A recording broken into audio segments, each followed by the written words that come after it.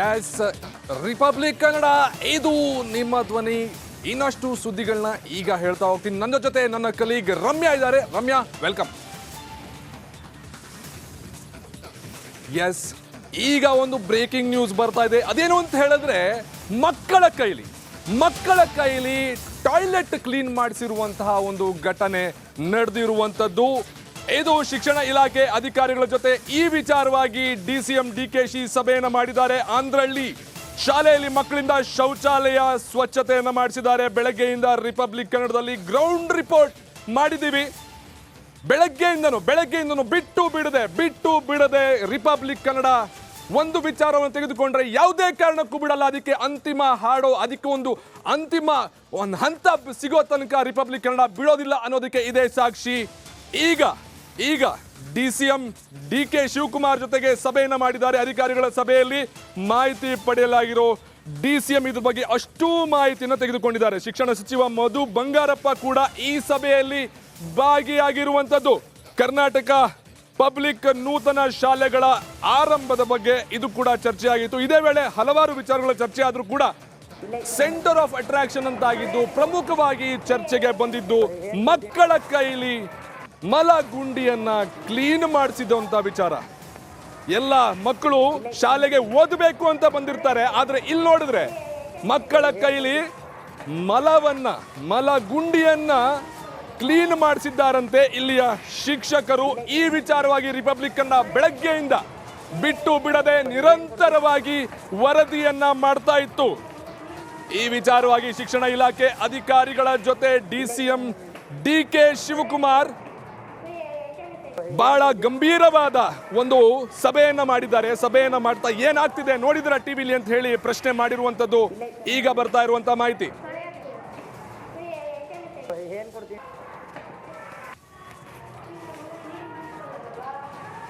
ಏನು ಸರ್ ಇದು? ನಮ್ಮ ಮಕ್ಕಳನ್ನ ಶಾಲೆ ಕಳಿಸಿ ಈ ವಿದ್ಯೆ ಕೊಡುವಂಥ ಶಿಕ್ಷಕರನ್ನ ಗುರುಗಳು ಅಂತೀವಿ. ಗುರು ಬ್ರಹ್ಮ, ಗುರು ವಿಷ್ಣು, ಗುರು ದೇವೋ ಮಹೇಶ್ವರ ಅಂತೀವಿ. ಆದರೆ ಇಲ್ಲಿನ ಶಿಕ್ಷಕರು ಮಕ್ಕಳಿಗೆ ವಿದ್ಯೆ ಕೊಡೋದಲ್ಲ, ವಿಷ ಕೊಡ್ತಿದ್ದಾರೆ ಅಂತ ಅನ್ಸುತ್ತೆ ನನಗೆ. ಹೌದೌದು, ಇಲ್ಲಿನ ಜನ ಇದು ಮಕ್ಳಿಗೆ ಬಂದು ಸರಿಯಾಗಿ ಶಿಕ್ಷಣ ಇಲ್ಲ, ಮತ್ತು ಮಕ್ಕಳನ್ನ ದುರ್ಬಳಕೆ ಮಾಡ್ಕೊತಾ ಇದ್ದಾರೆ. ಈ ವಿಚಾರವಾಗಿ ಬೆಳಗ್ಗೆ ನಾವು ಒಂದು 4-5 ದಿನದಿಂದ ಸುಮ್ಮನೆ ಬಂದು ಗೌರ್ಮೆಂಟ್ ಸ್ಕೂಲ್ ಹತ್ರ ನಿಂತ್ಕೊಂಡು ಅಬ್ಸರ್ವ್ ಮಾಡ್ಕೊಂಡು ಹೋಗ್ತಿದ್ದೋ. ಇವತ್ತಿನ ದಿನದಲ್ಲಿ ಏನಾಯಿತು ಅಂದರೆ, ಟೈಮಿಂಗ್ಸು 8 ಗಂಟೆ, ಹೆಚ್ಚು ಕಮ್ಮಿ 8:15ಗೆ ಸ್ಕೂಲ್ ಓಪನ್ ಇರಬೇಕು. ಬೇರೆ ಗೌರ್ಮೆಂಟ್ ಕೆಲಸಗಳವರಾದರೆ ಪಕ್ಕ ಟೈಮಿಂಗ್ಸ್ ಪ್ರಕಾರ ಇರ್ತಾರೆ. ಈ ಸ್ಕೂಲಲ್ಲಿ ಬೇಜವಾಬ್ದಾರಿತನ. ಹಂಗಾಗಿ ನಾವೇನು 1-2 ಸರಿ ವಾರ್ನಿಂಗು ಮಾಡಿದ್ದೀವಿ ಮೇಡಮ್ಗೆ. ಮೇಡಮ್ ಈ ಥರ ಬಂದು ಹಿಂಗೆಲ್ಲ ಇದು ಮಾಡ್ತಿರಲ್ಲ, ಮಕ್ಕಳಿಗೆ ಟೈಮಿಂಗ್ಸ್ ಪ್ರಕಾರ ನೀವು ಯಾಕೆ ಒಳಗಡೆ ಇದು ಮಾಡ್ತಾ ಇಲ್ಲ? ಆಯಾ ಕೆಲಸ ಮಾಡೋರಿಗೆ ಅವ್ರಿಗಾನ ಕೀ ಕೊಡಬೇಕಲ್ವ ನೀವು ಬರೋದು ತಡ ಆದರೆ ಅವ್ರು ಬಂದವ್ರು ಕೇಳೋರು ಯಾರು ಇಲ್ವಾ ಸರ್? ಹಂಗಾದ್ರೆ ಆ ಮೇಡಮ್ನ ಕೇಳೋರು ಯಾರು ಇಲ್ವಾ ಹಂಗಾದ್ರೆ? ಸರ್, ಎಲ್ಲ ಕೇಳೋದಕ್ಕೆ ಅಂತ ಬಂದಿದ್ದಕ್ಕೆ ಅವ್ರ ಮೇಲೆ ಉಡಾಫೆ ಮಾತುಗಳು ಆಡ್ತಾವ್ರೆ.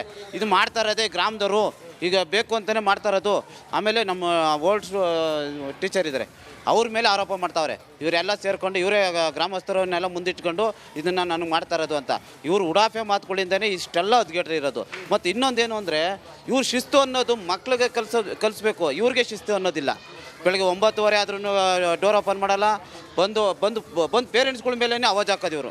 ಸರ್, ನಾವು ಇಲ್ಲಿ ಈ ಸ್ಕೂಲ್ ಓಲ್ಡ್ ಸ್ಟೂಡೆಂಟು, ಬಟ್ ಅವಾಗ ಇದ್ದ ಸ್ಕೂಲು ಇವಾಗೂ ಅದೇ. ಅಂದರೆ 30 ವರ್ಷ ಹೆಂಗೈತೋ ಅದೇ ಐತೆ.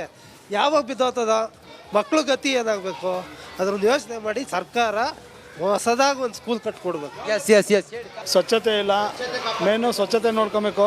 ಆಮೇಲೆ ಇಲ್ಲಿ ಪೇರೆಂಟ್ಸನ್ನು ಸರಿಯಾಗಿ ಗಮನ ಕೊಡ್ತಾ ಇಲ್ಲ, ಆಮೇಲೆ ಪ್ರೇಯರ್ ಮಾಡ್ತಾ ಇಲ್ಲ ಮೇನಾಗಿ. ಅದೊಂದು ಮೂಲಕ ಏನೇನು ಥರ ಇದೆಯೋ ಅದೇ ಥರನೇ ಇದೆ, ಬದಲಾವಣೆ ಇಲ್ಲ. ಇಲ್ಲಿ ಬೇರೆ ಟೀಚರ್ಸ್ನ ಒಂದು ಮಕ್ಕಳಿಗೆ ಒಂದು ಬೆಂಚ್ ಇಲ್ಲ, ನೆಲದ ಮೇಲೆ ಕೂತ್ಕೊಂಡು ಓದೋ ಪರಿಸ್ಥಿತಿ ಬಂದಿದೆ ಸರ್. ಅವಾಗಿತ್ತು, ಹಳ್ಳಿಗಳಲ್ಲಿತ್ತು. ಈಗ ಸಿಟಿಯಲ್ಲಿ ಹಿಂಗೆ ಆಗಿದೆ ಅಂದರೆ ಇದು ಎಲ್ಲ ಇಡೀ ಸರ್ಕಾರವೇ ಬೆಂಗಳೂರಲ್ಲಿರುತ್ತೆ, ರಾಜಧಾನಿಯಲ್ಲಿರುತ್ತೆ. ಹೂಗಳತೆ ದೂರ, ಏನು ಭಾರಿ ದೂರ ಇಲ್ಲ, ಅಂಥದ್ರಲ್ಲಿ ಹಿಂಗಾಗಿದೆ. ನಮಸ್ಕಾರ ಸರ್, ನಮ್ಮದು ಯಾದಗಿರಿ ಡಿಸ್ಟಿಕ್. ನಮ್ಮ ಮಕ್ಕಳು ಇಲ್ಲೇ ಓದ್ತಾರೆ ಇಬ್ಬರು. 2 ಸಲ 3 ಸಲ ಭೇಟಿ ಕೊಟ್ಟಿದ್ದೀನಿ. ನನ್ನ ದೊಡ್ಡ ಮಕ್ಳು ಕೇಳಿದ್ದೀನಿ, ಬೆಂಗಳೂರು ಅಂತಂದರೆ ಅಕ್ಷರ ಬರೋಕ್ಕೆ ಬರೋಲ್ಲ, ಯಾದಗಿರಿ ಅಂದರೆ ಏನು ಗೊತ್ತಾಗಲ್ಲ ಅಕ್ಷರ. ನಾನು ಕೇಳಿದ್ರೆ ಟೀಚರ್ಗೆ ಬಂದು ಕೇಳಿದರೆ, ನಿನ್ನ ಮಗಳು ಓದೋದಲ್ಲಿ ನಾವೇನು ಮಾಡೋದು ಅಂತಾಳೆ. ಒಂದು ಅಕ್ಷರ ಕಲಿಸಲ್ಲ ಸರ್. ಇಲ್ಲಿ ಬರ್ತಾರೆ ಅವರು 8 ಗಂಟೆಗೆ, 10 ಗಂಟೆಗೆ, 11 ಗಂಟೆಗೆ ಬರ್ತಾರೆ, ಸೈನ್ ಹಾಕ್ಬಿಡ್ತಾರೆ, ಪೇಮೆಂಟ್ ತೊಗೊತಾರೆ, ಹೋಗ್ತಾರೆ. ಒಬ್ಬ ಮಗಳಿಗೆ ಆ ಯಾವುದು ಕಿ ಯಾವುದು ಕಾ ಯಾವುದು ಒಂದು ಅಕ್ಷರ ಹೇಳ್ಕೊಡಲ್ಲ.